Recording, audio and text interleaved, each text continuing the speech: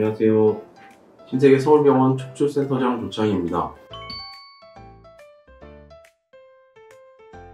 이번 동영상에서는 이전부터 여러 영상을 통해서 조금씩 설명이 되어졌던 부분이긴 한데, 환자분들이 진단과 치료 과정에서 궁금해하시고 질문을 많이 하시는 부분들을 모아서 설명을 한번 드려보려고 합니다. 첫 번째 동영상에서는 경추, 요추, 척추 질환의 증상과 진단 관련 궁금해하시는 부분이고, 두 번째 영상에서는 척추 질환의 치료에 대해서 궁금해하시는 부분들을 다뤄보도록 하겠습니다.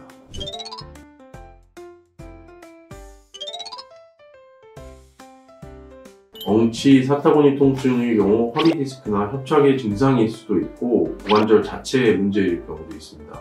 대부분 엉치, 엉덩이 뒤쪽으로 통증은 허리 질환의 가능성이 높고, 양반다리 할 때 사타구니 쪽 통증은 고관절 질환일 가능성이 높습니다. 물론 허리 디스크, 협착도 사타구니 통증이 위치에 따라서 발생될 수 있습니다. 목 디스크도 마찬가지로 목 디스크나 협착증 증상에서도 어깨 등 부위만 통증만 있는 경우가 많습니다. 주로 어깨 관절 질환인 분들은 어깨를 돌릴 때, 움직일 때 통증이 많이 생기시고요. 가만히 있어도 어깨 등 부위, 날개뼈 부위로 아픈 경우에는 경추 질환일 가능성이 높습니다.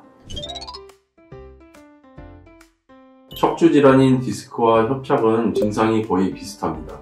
허리나 목의 통증, 팔다리의 방사통이 주증상으로 비슷하죠. 물론 파행이라고 요추 협착증이 심해지면 다리 통증이 심해서 걸을 때 쉬지 않고 걸을 수 있는 길이가 점점 짧아지는 협착증만의 증상도 있습니다. 그러나 사실 협착증 증상으로 걷기가 불편한 건지, 디스크가 생겨갖고 통증으로 걷기 어려운 것인지 환자분들이 구분하기는 쉽지 않습니다. 그리고 디스크 질환은 대부분 급성, 외상에 의한 것 또는 물건을 드시다가 생기는 등 이벤트가 확실히 발생되는 경우가 많고, 협착증은 퇴행성 변화이기 때문에 점차 진행이 돼서 증상이 악화되는 식으로 경과가 진행되는 경우가 많습니다. 그러나 이것도 애매하게 섞여 있는 경우도 많고, 디스크 협착이 다 있으신 분들도 있기 때문에 증상만으로 구분하기는 어렵고, 사실 정확하게 MRI를 찍어봐야지 진단을 할 수 있습니다. 다른 병원에서 단지 엑스레이만 찍고 디스크라고 했다 또는 협착이라고 했다 하면서 치료를 받았던 분들이 많은데, 사실 엑스레이만 찍고 MRI를 찍지 않은 경우에는 정형외과 의사들도 100% 정확히 이 증상이 디스크인지 협착인지 구분하기는 어려운 경우가 많습니다.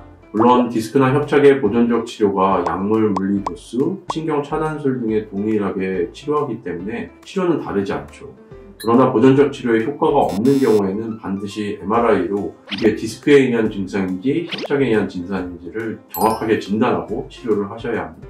디스크는 추간판이라고 척추뼈 사이에서 관절에 완충작용을 해주는 부위입니다.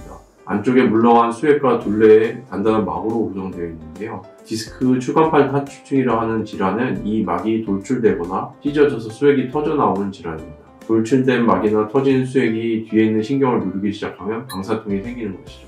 협착증은 디스크뿐만이 아니라 퇴행성 변화에 의해 뼈, 인대가 두꺼워지면서 전체적으로 신경이 압박되는 것입니다.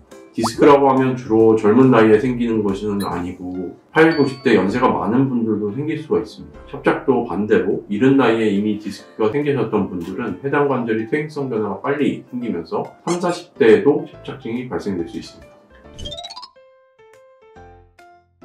외래를 보다 보면 두통이 심한데 신경과에서 여러 검사를 다 해보았고 원인을 알 수 없고 찾을 수가 없었다. 경추 디스크나 협착증 증상으로 두통이 생길 수 있다고 해서 경추 MRI를 오셔서 내원하시는 환자분들이 꽤 있습니다. 경추 디스크나 협착이 상위 경추, 경추 2, 3번, 3, 4번, 4, 5번 이렇게 위쪽 레벨에 있을 경우 후두 쪽이나 측두 쪽의 두통이나 이명 또는 안통 등의 증상을 유발할 수 있습니다. 간단한 주사치료증으로 호전되는 경우도 있어서 경추 통증이나 방사통 등과 동반된 두통, 이명 증상이 있는 경우, 만성적인 두통이 신경과적으로 이상 소견이 없을 경우 경추 이상이 아닌지 확인이 필요합니다.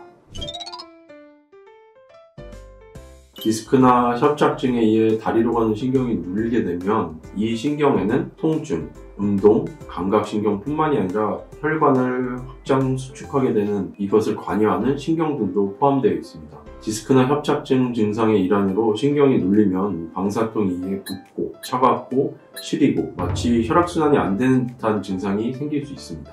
정맥부전이라고 흔히 하지정맥류라고 하는 질환에서 이와 같은 증상, 비슷한 증상이 있을 수도 있습니다. 그러나 낮 동안 일상생활을 할 때 방사통으로 저리고 당기는 증상은 전혀 없고 밤에 주로 증상이 나타나고 다리를 위로 올리고 자면 증상이 괜찮아지고 하는 경우에는 오히려 하지정맥부전의 가능성이 높죠. 경추, 흉추, 요추 등에서 신경이 심하게 눌릴 경우에 척추병증이라고 하는 질환이 발생되고, 이는 통증 이외에도 상하지 힘이 빠지는 증상이 같이 발생될 수가 있는데요. 또한 요추 협착증이 심해도 마찬가지로 방사통, 등통증과 함께 다리에 힘이 빠지는 증상, 즉 마비 증상이 나타날 수 있습니다. 그러나 대부분 다리에 힘이 빠지는 증상은 경추나 용추의 통증이나 방사통이 동반됩니다. 완전히 목, 허리 통증, 방사통도 없고 통증이 아예 없이 다리에 힘만 빠지는 경우는 굉장히 드물죠. 통증이 없는 다리에 힘 빠짐은 여러 검사를 같이 확인해 보셔야 합니다.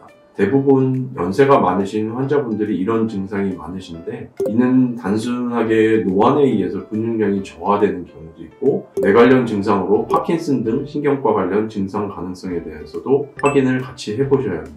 물론 경추, 흉추, 요추에 대한 MRI 검사도 해서 실제로 척추에서 신경이 눌려서 힘이 빠지는 것인지 아니면 다른 증상에 의한 것인지 기본적인 정밀 검사를 해야 합니다.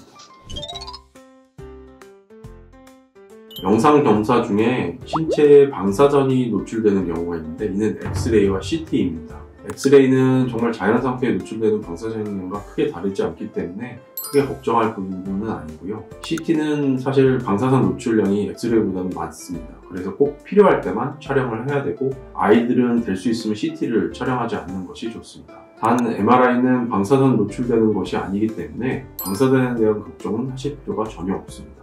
그러나 단지 MRI 같은 경우에 자기장을 이용하기 때문에 자기장이 강해서 신체에 영향을 받을 수 있는 금속이 있거나 하면 위험할 수 있기 때문에 주의가 필요하고, 도청기, 틀니 등은 제거 후 촬영을 해야 되며, 의료용 금속 대부분은 안전하기는 한데 확인이 필요하고, 심박동기 같은 경우에도 위험한 경우가 있어서 확인을 한 다음에 촬영이 필요합니다. CT는 원래 정형외과에서 골절 등의 뼈에 관련된 질환을 위해서 특화된 진단도구입니다. 물론 경추, 요추 질환인 디스크 협착도 일부 제한적으로 보이지는 하지만 정확치는 않습니다. MRI는 신체의 결합 조직, 뼈, 인대, 근육, 디스크, 신경, 혈관 등을 다양한 조직들을 정밀하게 확인하고 진단이 가능하죠. 그래서 경추, 요추의 디스크나 협착은 MRI로 진단을 해야 하는 것이 원칙입니다. CT를 다른 병원에서 찍고 진단했다고 해도 치료, 특히 수술적 치료 같은 경우에는 보다 정확한 진단 도구인 MRI 촬영이 반드시 필요합니다. 척추의 압박 골절 등 골절 진단을 위해서도 CT보다는 MRI가 정확합니다. 왜냐하면 뼈의 상태뿐만이 아니라 치료를 정하는데 신경이 얼마나 압박되어 있는지, 골절과 동반된 인대 손상이 있는지, 이것이 급성 골절인지 오래돼서 이미 다 굳어진 치료가 필요치 않은 뼈인지 확인하기 위해서는 반드시 MRI 촬영이 필요합니다. 결국 척추 관련해서는 최종 진단이 MRI입니다. 앞서서도 말씀드린 대로 엑스레이는 간단하게 뼈 상태, 척추 안의 간격이라든지 배열, 손상 등의 일부 정보만을 보여줍니다. 환자분의 임상적인 증상과 엑스레이 상태를 보고 디스크인지 협착인지, 어느 척추 관절이 안 좋을 가능성이 높은지 정도는 유추해 볼 수 있습니다. 그러나 엑스레이와 임상 증상만으로 정확하게 진단되는 것은 아닙니다. 이전부터 협착증이 있던 분 같은데 MRI를 해보면 사실 디스크인 환자분들도 꽤 있으시고요. 반대로 디스크인인 줄 알고 치료했는데 협착증이 많이 진행되는 분들도 있습니다. 병원에서 엑스레이만 촬영하고 디스크다, 협착이다 하는 것은 단순한 유추일 뿐이고 정확한 진단은 아닙니다. 그래서 기본적인 약물, 물리, 도수, 신경차단술 등 보존적 치료에도 증상이 해결되지 않는 경우에는 반드시 정확하게 MRI로 진단하고 치료를 하셔야 됩니다.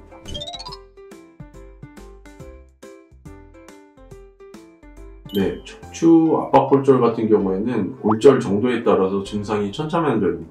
가벼운 증상, 그냥 허리 통증, 뻐근한 정도로 오시는 분들도 있고, 그 다음에 아예 통증 자체가 심해서 앉고 걷고 서고 보행 자체가 안 되시는 분들도 있습니다. 앞서 말씀드린 대로 엑스레이는 척추 골절에서 정확한 진단은 아닙니다. 외상력이 있고 허리 통증이 임상 증상으로 보이고 엑스레이상 척추가 내려앉아 보일 때 압박골절 소견이 있다고 다 현재 급성 골절은 아닐 수도 있습니다.